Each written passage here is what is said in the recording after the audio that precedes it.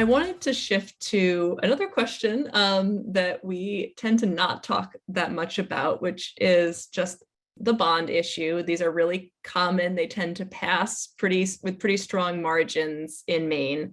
But if you're a voter who's looking at $100 million and thinking, how do I know if this is a good investment?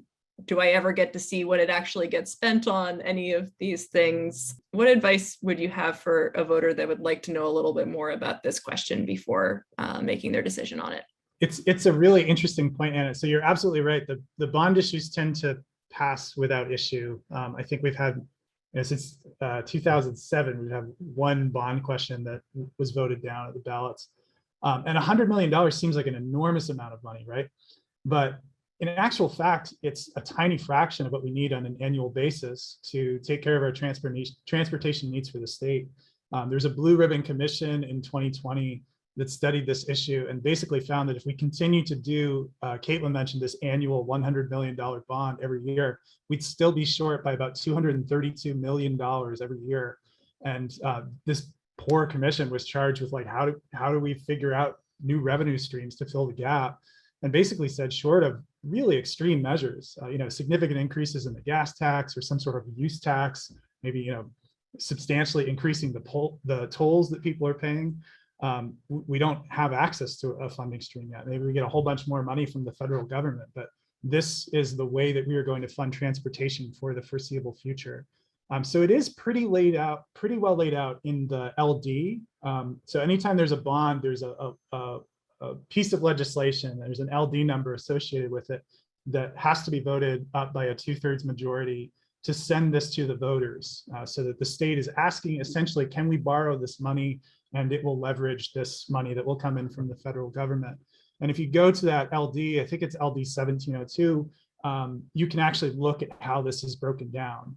So it's $85 million essentially for road repairs, nothing sexy, no big projects. This is keeping the roads in the relatively drivable shape that they're in now, and then an additional $15 million for multimodal transportation, ports, trains, railways, things like that.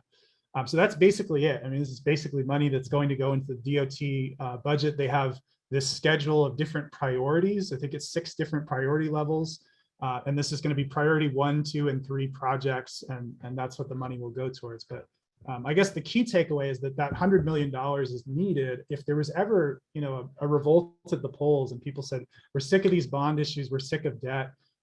I'd be really concerned. I think that would create a huge hole in our state budget. And we'd have to figure out other ways we'd probably have to cancel projects that are needed.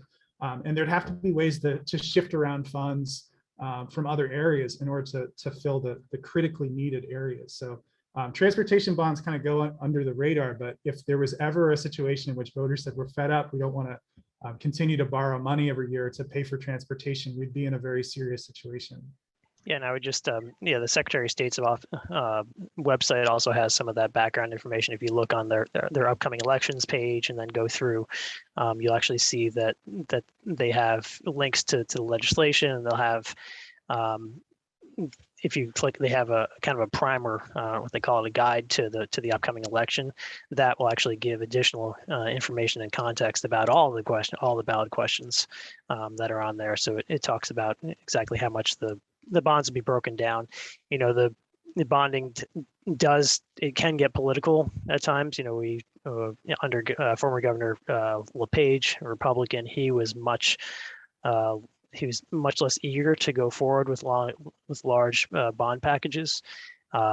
The ones that did go through, did get to the voters, they were all approved by fairly substantial margins. The transportation bonds always tend to be the least controversial. You have like Land for Maine's Future bonds, which are popular, but sometimes gets a little bit of a political debate around them.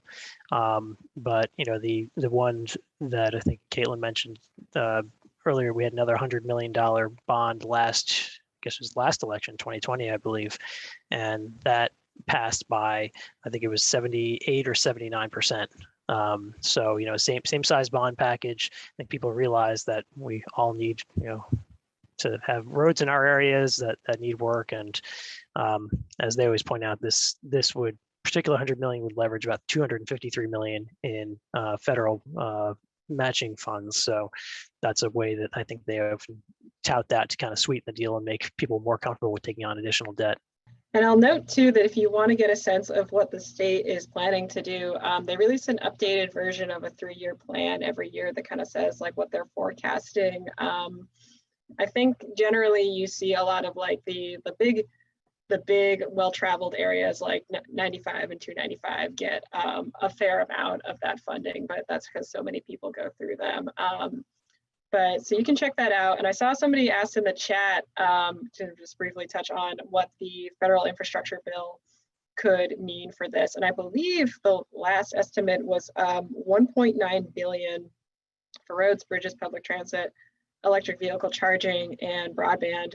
You know, depending on who you talk to, that isn't good infrastructure. I think the majority of that, 1.3 billion, is meant for highway funding and 225 million for bridge repair and construction.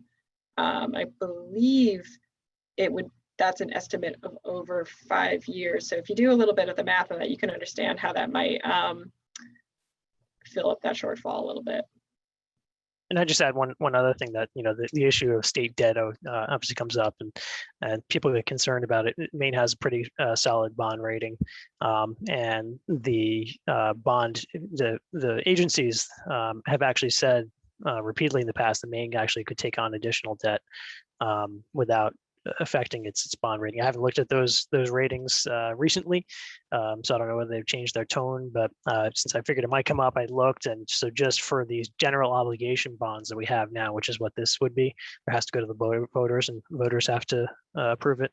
So we're at about $590 million in general obligation debts that have been issued right now. So this would add another 100 million. Doesn't all get sold at once, but this would add another 100 million onto that 590 million that we currently have.